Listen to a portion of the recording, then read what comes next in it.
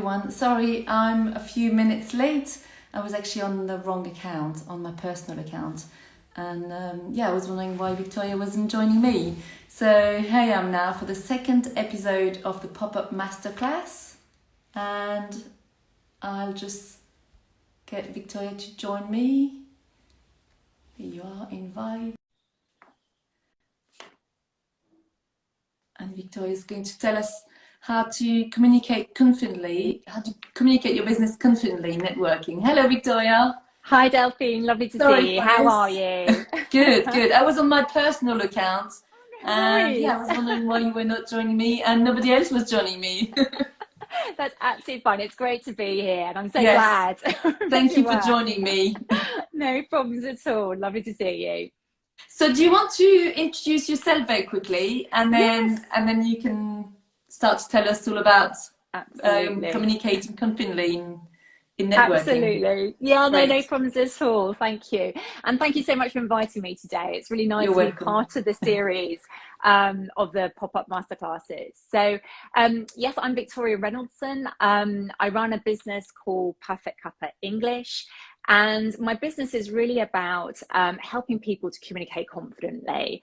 So one of the key things that I find when I'm particularly working with business owners and entrepreneurs is that they're fantastically passionate about their business. They have great ideas, but just sometimes they hold themselves back from speaking up and sharing their message. Yeah, And that's such a shame because they've got brilliant things to share with the world, definitely. but they're kind of really frustrated sometimes. They just can't quite get it out there and they can't get their message in the way that they want to out to the people they need to hear it. So I work with people in individual coaching programs. I help them think about not only what they're saying, but also how they're saying it and Yeah. how do they feel this confidence for whatever their situation is. So whether it's networking, like we're talking about today, or whether it's for other types of communication like videos or lives or presentations or meetings, whatever it might be. So yes, and that's the kind of way that I work, and I work with business owners as well as with people who are working in business in corporate life as well. Great. Amazing. And did you want to mention about your not Leo actually, your YouTube channel and Oh your yes, weekly. absolutely. Yes, that's right. Yeah, no, thank you.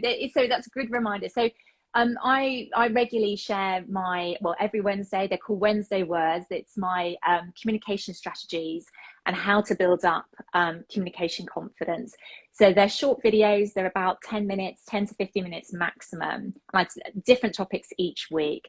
And the idea of those is that you can just dip into a topic, really understand some key tips, some key ideas, and then are very practical. You can go away and activate those. So that sits on my YouTube channel. That's Perfect Cuppa English. So obviously people are very welcome to come and join me there and follow and listen to and watch the videos. And yeah, we've covered all sorts of topics from listening well, interrupting, how to disagree well, small talk confidence, as examples of topics. Great. Amazing. Thank you. We'll let you get started then with masterclass. Excellent, fantastic. So, what I want to talk about today was communication confidence for networking. And the reason why I particularly want to talk about it now was that I'm very conscious that as the world is slowly going back to normal, there's more networking going on virtually, but also face to face. And for Yes. some people, that feels a bit uncomfortable. We've sort of not been doing a lot of face to face networking in the last few years. So we might not feel completely confident with that. And of course, if there are people who have started their business relatively recently, or even during the pandemic, actually that can be quite challenging in networking, how to do this well. And there is one question that always comes up in networking, which is a really simple question, but somehow it always phases people, which is, what do you do? And I know it sounds really And you simple. always get that You question. always get that question, right? You're always going to be asked that question in the networking, right? And it's really funny how that question somehow phases us.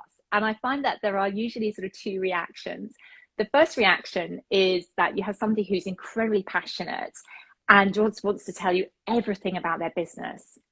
So they want to tell you everything about all the different products they do, that everything they could possibly offer.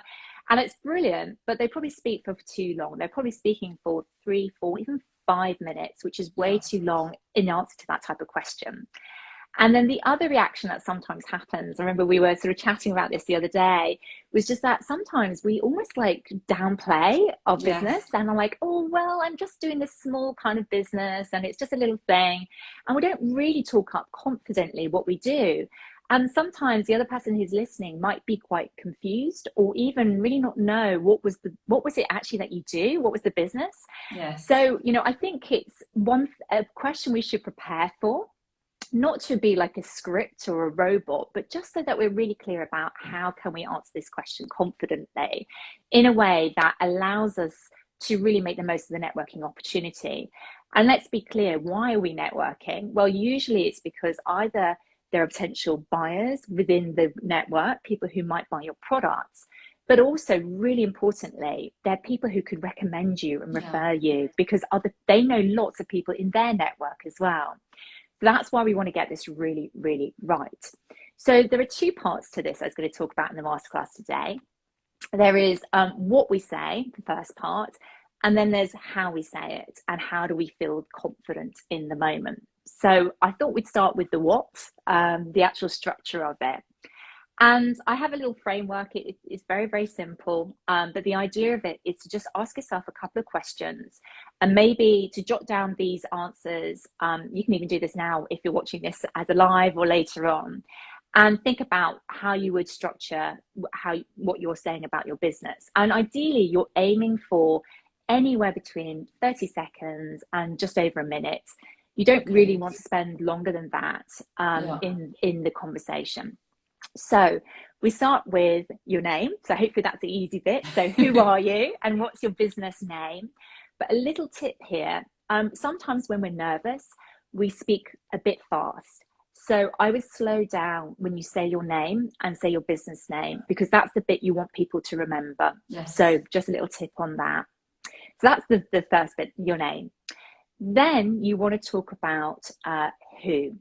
And in this sense, I want you to think about who is your product for. So hopefully you have got quite a good idea of that, but try and be really specific, as in not just it's for women, but your product is for women who are, passionate about the environment and how they can be more eco-friendly, for example. So be really specific, because what you want that person to do listening is kind of go, oh, that's me. Or, actually, that's not me. I know people who can help you with that. So that's the first bit, who. Then I want you to think about what, and that is, what problem are you solving here? So rather than starting with the what of what do you do, but thinking about the problem, because again, you want people to recognize, actually, this is a problem I have, or I know people who have this problem. So you might solve with your products lots of different problems, but just focus on one. If you're joining a networking group where you go regularly, you could almost like highlight different problems each time, but always try and stick to one rather than saying, I solve everything, because otherwise that gets overwhelming. The world. The world, I can solve the problems in the whole world. But yeah, I think it's, even if you've got the most wonderful product that does everything, just stick to one problem. And then of course, with the what of the problem, you need to then explain how. How do you solve this problem? How do you do this uniquely? And it might be that you have particular features of your product or certain benefits that it delivers. It might be actually the results it gives over time. But, again, be really, really clear. And I think you could talk about 2 or 3, but again, you don't want to go too long. You want to keep it quite simple. And so that people kind of, if you've got a long list of benefits and things, ways that you can solve the problem with your product, maybe just like prioritize and say, okay, these are the most compelling, engaging ones that I can really talk about. So we've got the who, the what problem, and how you solve it. And then the last bit is sometimes the bit that kind of gets forgotten, which is a little bit about the next step. Now, I think what's really interesting for me is that sometimes people assume the next step is automatically, well, go to my website and buy the product. I think it depends a little bit on what type of product you have, what the price point is, whether somebody needs a bit more information before they buy. So what I would always recommend is be really clear. Is it a buy action you want people to do? Is it you want them to go onto your social media and follow you for a bit? Or maybe you have a download or something you're going to give them a free gift that you'd like them to really kind of go and do and download. Yes. So just be really specific. What's the one action you want them to take? What's the next step? So that people can then kind of be focused on that. So that's kind of the what framework. Great. I think it's really good. I think it really helps to make it down to just a few bits you want to say, rather than your whole story and everything since you started. And you could start with 2-hour chat. Yeah, that's the thing. I mean, I think the other thing as well with networking is that obviously it depends on the situation, but the what do you do is the introduction. So if you find you connect and click with somebody, then hopefully you can set up some more time afterwards for a one-to-one and then get into your story and all the different products that you have. But the point is, in that first instance, you want to be super clear about what it is you're all about. So it's like an introduction, I guess. You just want to introduce your business, and then hopefully there's a lot more after that, and you can chat. Absolutely. And what I say to my clients is, it's not just about formal networking. Like, I don't know if you found this, that sometimes you go to a social event and you meet somebody and they say, oh, so what do you do? Yes. And somehow in a social context, again, people get floored by this question. They're like, oh, I just have a little business doing this. Whereas actually you want to say it quite clearly and confidently, because actually, again, this person might be your ideal customer, or they might know the ideal people. So that's the what. And then if I've got time, I've got to share a little bit about the how. Yes, please do. Yes. Okay, great. I wasn't sure. So with the how, again, this is something, again, it depends. You will know yourselves, how you feel, how confident you feel in these situations. Yeah. For some people, networking is no problem and they're just happy enough to talk about the business and what they do. But for other people, there's something about the dynamic which feels a little bit awkward, whether it's you have to stand up and share that message, or whether it's just that because you don't know the other people yet, that feels a little bit stressful. So what I would say is I have a number of different tips here, which is that the first one is, when people are feeling underconfident in their communication, we tend to go into our heads. We tend to start hearing ourselves speaking and starting to criticize ourselves, and we start to kind of almost shrink into ourselves. Yeah. And we forget that what we're trying to do is we're trying to connect with other people. So what that is absolutely our goal, is to connect with others and to be like, actually, we're talking human to human here. So whether that's virtual or in person, we really want to try as much as possible to get out of our own heads and focus on the other people. And the best way to do this is to smile. And there is lots and lots of science out there to say, not by me, by the way, but by other people, but to say that just by the act of smiling, we change our own feelings, we change our positivity. It actually tricks our brain into feeling more positive than perhaps we originally felt. But also it helps us to really connect with the other person. Just the act of smiling means the other person immediately will smile back at us, and that will make us feel good as well. So there's something very important in that, smiling. And the other thing I say to people is about eyes. So this is probably more for virtual, but make sure your eyes, you're looking at people through the camera, that they can see that you're trying to connect with them this way. Yeah. And that's quite important as well. And then I think the sort of other point I want to share today was just that, sometimes people say to me, well, look, I know I need to work on this and practice. And it is a bit of a muscle. The more we do it, even if it's painful to start with, we get better at it. We develop, the muscle for it.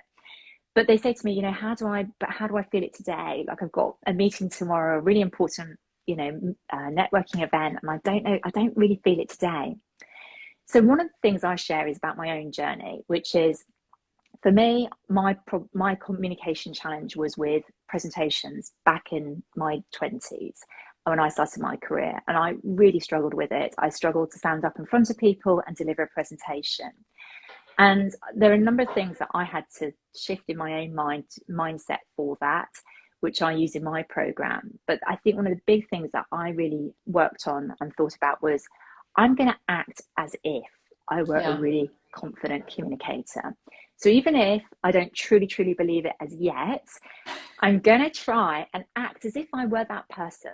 And how would that person stand or sit? So they would probably stand up straight, and they probably sit up straight. Power pose, kind of. Power pose, exactly. How would my voice sound? How would my face look? How would the other people be looking if I were a really confident communicator? And it's effectively a visualization, but the idea of it is really important, which is you're acting as if you were there already. And the point is, you know, the more you do it, the more it just becomes second nature then. And until one day, as I found, you don't find yourself acting anymore. You become much more it. Yeah. But the important point to realize, and this is true for me as much for anybody else who's even it doesn't matter if the most confident TED speaker in the world, communication confidence isn't a simple sort of static concept. We have good days. We have bad days. We have days when we just don't feel it. And we just need to keep going. And it doesn't matter if we don't say it perfectly or do it perfectly every time. It's not about perfection.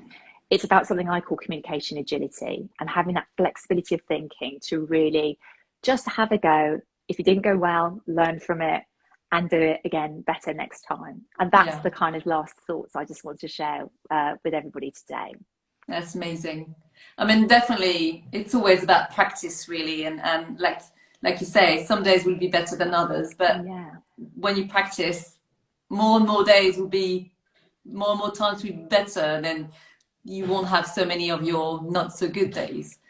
And it just feels natural, like you just said. So amazing. That's great.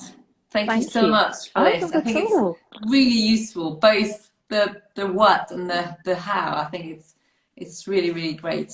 Yes. Flo is saying these tips are so helpful. Thank you. Good. Yes. Oh, I'm so glad to hear that.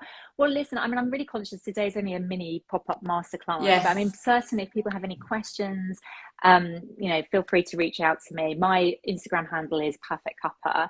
And certainly I would love it if people would like to check out the videos. So maybe I'll pop in later and put a link to the videos below, just because they're every Wednesday. Yes. And they're just short and sweet. I will put the link. Yes, definitely. Perfect. And, thank you. Yeah, and have a look at definitely have a look at those little videos every Wednesday. Lovely. Great. But thank you so much for inviting me. Thank you very much really for joining me and sharing your amazing tips. Oh, well, thank you so much. I really appreciate it. It was really nice to be part of the series as well. So thank you. Great. Well, have a good afternoon, everyone. And talk to you soon, Victoria.